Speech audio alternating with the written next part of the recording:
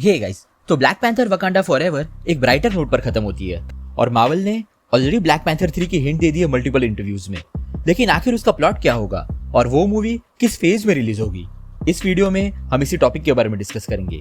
शुरू करने से पहले एक स्पॉइलर वार्निंग रहेगी ब्लैक पैंथर वकांडा फॉरएवर को लेके, और अगर आप इस चैनल पर नए हो तो सब्सक्राइब जरूर कर लेना सो दैट आपको हमारे लेटेस्ट वीडियोस की अपडेट रेगुलरली मिल सके। So without wasting any further time, let's get started.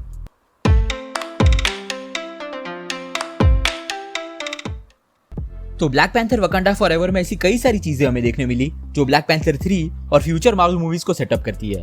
Of course सबसे ऑब्वियस चीज है शूरी का हार्ट शेप हर्क को कंज्यूम करना और खुद ब्लैक पैंथर बनना, जो कि सॉलिडिफाई करता है कि एमसीयू की ब्लैक पैंथर कुछ वक्त तक शूरी ही रहेगी।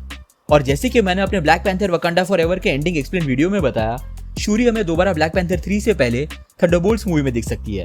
वैलेंटिना एलेग्रा डे फॉन्टेन एके वैल के इंटेंशंस इस मूवी में ऑलरेडी क्लियर हो चुके हैं।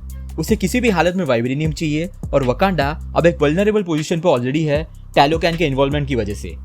तो सबसे ज्यादा चांसेस शूरी के ब्लैक पैंथर के अपीयर होने के थंडरबोल्ट्स मूवी में है।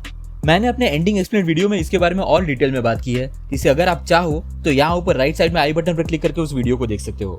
लेकिन अगर हम थंडरबोल्ट्स के भी आगे ब्लैक पैंथर 3 की बात करें तो उस मूवी को लेके भी एक इंटरेस्टिंग टीज हमें देखने मिली वकांडा फॉरएवर में।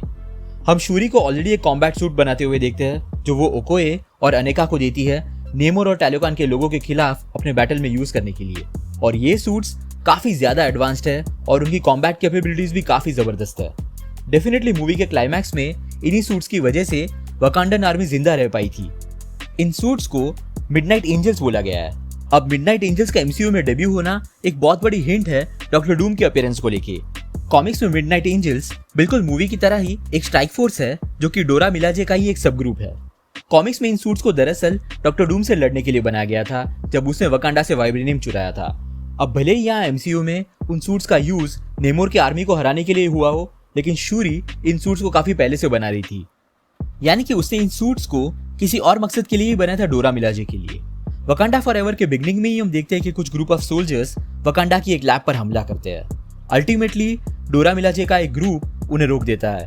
ये दरअसल फ्रेंच सोल्जर्स थे जो वाइब्रेनियम के लिए आए थे और क्वीन रमोंडा उन्हें फ्रेंच सोल्जर्स को यूएन में कैप्टिव लाकर उनके कंट्री को एक्सपोज करती है।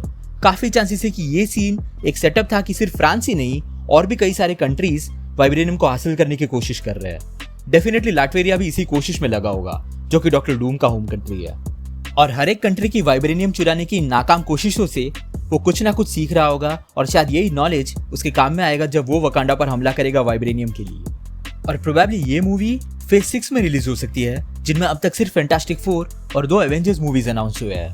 अगर हम ब्लैक पैंथर 3 के आगे की भी बात करें तो अगला अपीयरेंस ब्लैक पैंथर का एवेंजर्स सीक्रेट वॉर्स में होगा मोस्ट प्रोबेबली।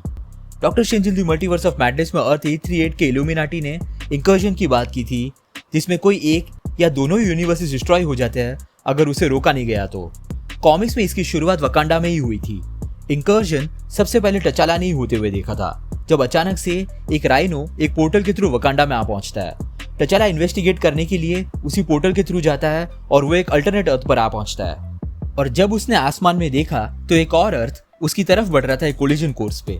जब उसे पता चला कि ये यूनिवर्स को तबाह करने वाली थ्रेट है तो उसने इल्यूमिनाटी को दोबारा फॉर्म किया, ये समझने के लिए कि आखिर इस कोलिजन को रोका कैसे जाए। इल्यूमिनाटी ने सब कुछ देखने के बाद ये कंक्लूजन निकाला कि किसी एक पॉइंट पर एक पूरा यूनिवर्स तबाह हो गया था और उस यूनिवर्स के तबाह होने की वजह से उस यूनिवर्स के 2 एडजेसेंट यूनिवर्सेस एक दूसरे के साथ कोलिजन कोर्स पे आ गए और टचाला ने इसी कोलिजन कोर्स को ऊपर आसमान में देखा था। और इंकर्जन को रोकने का बस एक ही तरीका था। जब भी किसी पर्टिकुलर अर्थ के लोग अपने आसमान में अपने प्लेनेट का दूसरा वर्जन देखते हैं तो उनके पास इस इंकर्जन को रोकने के लिए बस 8 घंटे होते हैं। इंकर्जन को रोकने के लिए किसी एक अर्थ को दूसरे अर्थ और उस पर रह रहे करोड़ों लोगों को खत्म करना होगा, तब जाके उनका अर्थ बच पाएगा। इंकर्जन्स बहुत ही क्रूशियल पार्ट रहे कॉमिक्स में सीक्रेट वॉर स्टोरी लाइन में।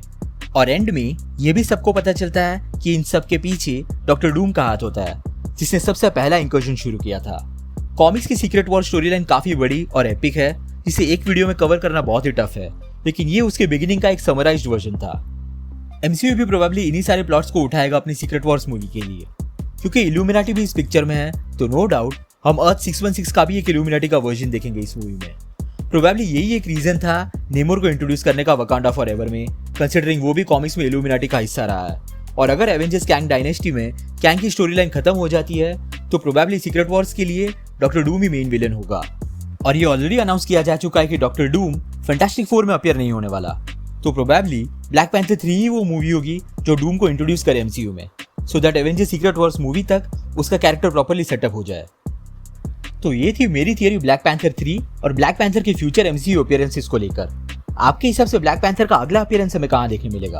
अपनी थियरीज नीचे कमेंट सेक्शन में जरूर बताना।